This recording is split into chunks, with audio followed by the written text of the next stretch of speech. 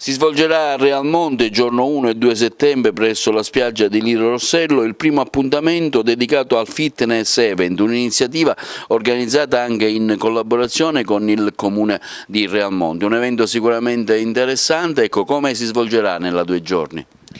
Allora, il primo Fitness Event annovera 3 istruttori molto noti nell'ambiente del fitness italiano.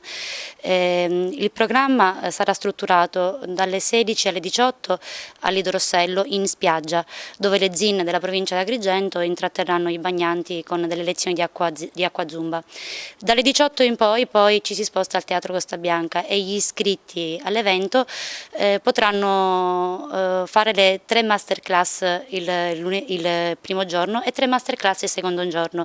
Le masterclass sono di step, fitness musicale con Alessandro Olivieri, un nome abbastanza noto nell'ambiente.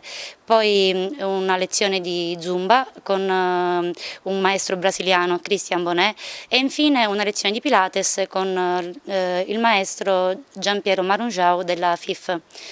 Contiamo di avere tanta gente, siete tutti quanti invitati, sperando che questo sia il primo di una serie di eventi che si protrarranno negli anni.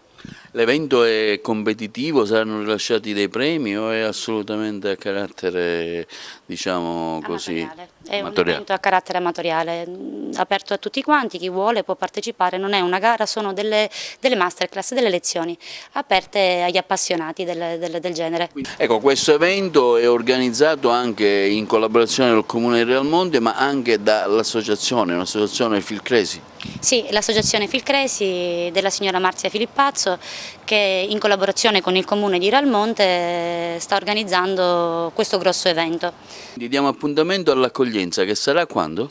Il sabato dalle 10 alle 12 e dalle 13 alle 18 ci sarà l'accoglienza. Quindi riepiloghiamo 2 appuntamenti, uno nella spiaggia, un altro il pomeriggio al teatro? Sì, dalle 16 alle 20:30.